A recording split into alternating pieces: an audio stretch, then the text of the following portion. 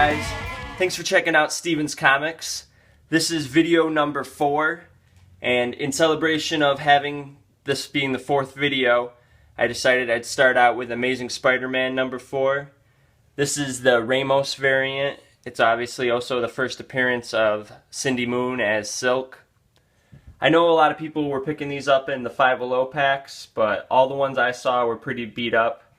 Those poly bags that they had around them were not the greatest carriers of comics, and of course the staff at 5-0 were unaware of what they had.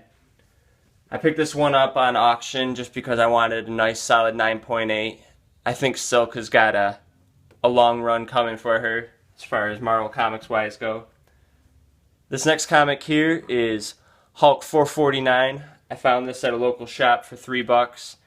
I decided, you know what, might as well pick it up. I know it's selling anywhere from like 20 to 30. I think I've seen even higher than that in super high grades. This one was advertised as near mint on the bag, but I mean, there's no really spine ticks, but there's a little bit up in the corner there. Just nothing I would call near mint. This is definitely a VF plus though. And with all the rumors swirling around as far as possible Thunderbolts and other media, I decided it was worth the risk to pick it up for $3. At the same time, I also picked up Thunderbolts 45, which is the first appearance of the latest version of Citizen V. I know I saw in some of the solicitations for the October and November relaunch of Marvel that Citizen V was one of the characters they were going to feature. So it's also another one that might be worth the risk if you can find it for cheap. This book here I've seen in a couple videos, and I've also seen discussed about on some forums. This is the 2008 Hulk number 1, first appearance of Red Hulk. If a Thunderbolts movie or TV show or any of that were to ever happen, I'm pretty sure they would try and get Thunderbolt Ross in there. So, and this one I also seen has gone up in price on eBay and other places to buy.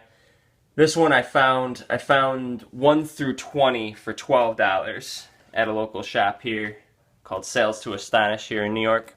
So that was a good deal, I thought. This is a book that I don't think gets enough credit. This is Descender number 1, Jeff Lemire, Justin Nguyen. I'm not sure if I'm pronouncing that right. I apologize. This book, I've heard movie rumors and whatnot, but forget all those. Buy this book for the art and for the story. This is something that's original. It's every page is like a brand new piece of fantastic artwork. Obviously, I'm pretty sure they were all painted. That's what they all look like, the painted covers and stuff. This is a variant. I can't remember which one, but if you can, pick up the whole set. Image Comics has got a lot of comics coming out. They're breaking my wallet, but this is one that I do not mind paying for every week. So, if you get the time, pick up Descender. Here's a variant for you with all the Gwen rage that was maybe in the last month. I think it's calmed down a little bit, but this is the one that I think, I know everybody was liking Gwenpool for a second there, but this is the one that I think really looks the coolest, the Gwenum. I mean, hell, anything with Venom on it usually can stand the test of time. And Gwen and Venom mixed together, you'd think this would be a key for success. This was the first actually Gwen variant that I saw advertised. I picked this up, I pre-ordered it long before I even knew any of the other Gwen variants were coming out. So I just thought that this one, I mean, Venom and Mary Jane always seems to sell well, so I picked up Venom and Gwen Stacy. Why not? I actually picked up 2 of them just for the thought that maybe it would, I don't know, pick up in price. This one is one that I do think will eventually pick up in price. This is Amazing Spider-Man Renew Your Vows number 5, the comic exposure variant. It's Mike Deodato, I'm not sure if I'm pronouncing that one right either, but this is the Killing Joke variant. I think this is the coolest looking cover that has been released in the last year. Like, once again, anything with Venom usually is able to sell. I do see a lot of these still available on eBay. I think one seller's got 45 still available, so, and it's a best offer, so you might want to see if you can't shoot him an offer. I don't know who it is, so I'm not trying to promote for him, but I think this one's pretty cool. Renew Your Vows 5 also had a ton of variants for it. Well, not a ton, but they had a 1 in 200. So normally when there's 1 in 200, something big is hidden in there that might come back in the future. With that whole spoiler alert, spoiler alert, spoiler alert, Mary Jane possibly in Iron Man kind of thing. On to another great book. This is Inhumans, The Untold Saga. This was a very 90s book, but I had to pick this one up. I found this at the local shop for $1. Anything Inhumans seems to be selling well. I haven't seen what the prices are for this one online. Maybe less than $1, maybe more, but I just thought it was cool, and then after reading it, I was pretty happy with that $1 spent. And to continue the trend of Inhumans, let's look at their 1970s series. These ones definitely are picking up in price, at least in auction and online. It was a limited series. Well, I'm not sure if it was planned to be limited, but it went for 12 issues. This is number 1 here. You never know what they're going to draw on for storylines for Inhumans for the movie or the Agents of S.H.I.E.L.D. TV show. So, picking these up for the right price might be a good investment for you. This is number 2.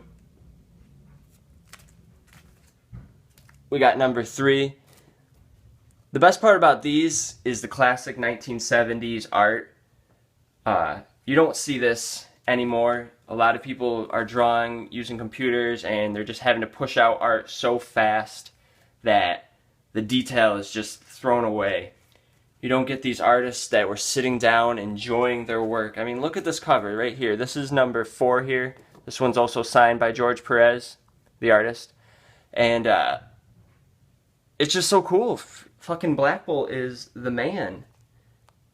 Blackbolt really, I think, he's going to be up there once the general public gets how awesome he is. How fucking powerful. I mean, I know he's in a lot of comics nowadays, but the general public still has no idea. He's not on the radar of anyone yet, as far as anybody outside of the comic community goes. Here's number 5 here. Medusa too. I mean, she's another one that, if you can find them, pick up anything Medusa, anything Blackbolt, anything Lockjaw too, because if the success of Groot has taught me anything, it's that America and the people that go see superhero movies, they love that campy character of Groot or Rocket, so I think Lockjaw is going to be next. Here's number 6 and then number 7.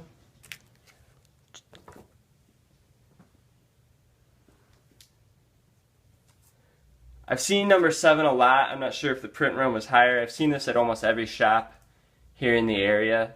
They all seem to have just the number 7. I had to get these online. I picked them up off of Comic Collector Live from a good price. I think number 1 cost me a little bit, maybe $30, and then the rest of them were anywhere between $5 and maybe $10 for them. But they're all in very good condition. Not very good condition, I apologize. They're all in probably like fine plus to near mint minus. Here's number 9.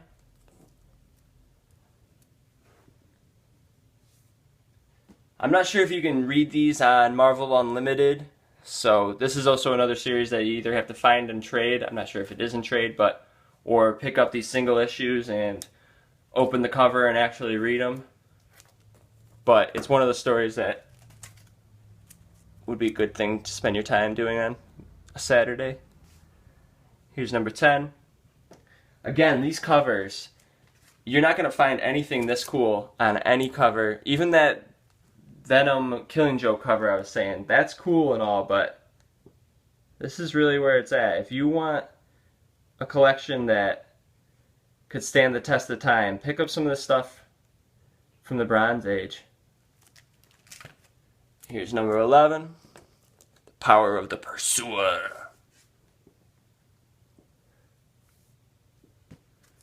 And we'll finish it out with issue number 12. Sorry about that, had a little bit of technical difficulties there.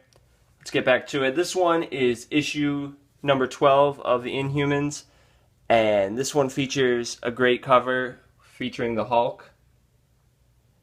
This one's probably in the worst condition out of the whole set that I have, so I probably will look to upgrade this before the movie comes out. This one is probably fine at the most. I see a little bit of some stress on the spine there, and obviously it's not as white as it could be, or as it should be. As Mercenat says, I'm a white supremacist. I'm not a white supremacist, but you know what I mean. White comic book supremacist. Alrighty. Let's get to something a little bit older here. This one is Fantastic Four number 36. I just picked this one up recently. This is, I don't know, maybe a 4.5, maybe a 5.5, depending on how much they had to drink at lunch there at CGC. This is one of those comics that even my wife says, maybe you should pick up a couple more of these before the movie comes out, because she can see the potential in a character like Medusa to resonate with the casual moviegoer that goes and sees a movie like The Inhumans or watches a TV show like Agents of S.H.I.E.L.D. She can see the potential that this book has to rise in price even more. I mean, last year you could pick this book up, maybe not last year, but 2 years ago you could pick this book up $10 to $40 any day of the week. Nowadays, if you want this book in this condition, you are spending $140, probably about $140 for this condition, or a lot more if you want anything higher in grades. You want it to 8s or 9s. You're talking the potential to have over $1,000 book with a first appearance of Medusa, and that's only going to go up as the general public learns more about how awesome she is. Let's continue that. Here's Fantastic Four number 45, first appearance of the Inhumans. This is one of those books that has been talked about to death now, I think.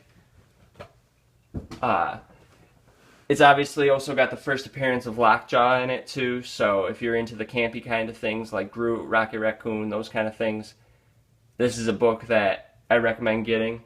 This one, out of all of the Inhuman books, probably will cost you the most just because it's discussed the most as far as forums or YouTube videos or your conversations in a comic book shop go. This one is, I don't know, maybe those wrinkles aren't there. That's on the stupid poly bag that's in there. But I gotta change that out because obviously it's also in a Mylar. I'm not sure. I bought it like this and I just haven't had the time to change it yet. This one's probably more like a 3.5, maybe a 4. The corners and everything look great, and the spine looks really good too, and even the colors look pretty good. I mean, obviously they pop, but there's that damn subscription crease. Did they not care? Did they not see the future value? No, obviously they didn't. They were reading. They were doing a lot more reading than most comic book collectors do nowadays. Here's number 46. I got this from the same seller. Now this one probably is closer to 6.5 or a 7. This is the first full appearance of Blackbolt, and this is another book that's been talked to death, but this is another one that I think you might want to pick up before the movie. Obviously, they're not as rare as Tales of Suspense 39 or anything like that, or a Hulk 1, or any of the really big names as far as first appearances go. But this is another character. Blackbolt, he's going to be a household name, whether we like it or not, come 2019. And I do like it, so.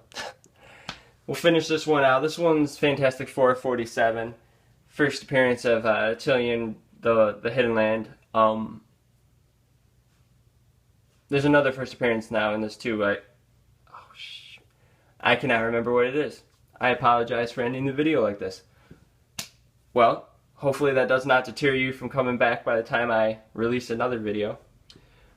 But Fantastic Four 47, this is one that you probably can still get for 30, 40 bucks in a VF grade, or not a VF grade, I apologize, but like a F grade. But it's another one, it's got a first appearance in it. It goes along with the Inhuman storyline, and it's just something that I think you need to check out. We'll finish it out with this one then. Let's pretend that I never showed 47. Here's number 46, first appearance of Blackbolt. Alrighty. You guys have a wonderful day. Thank you for checking out Steven's Comics. Like, subscribe, thumbs up, thumbs down, whatever floats your boat. Alrighty. Have a wonderful day, and who is White Fox?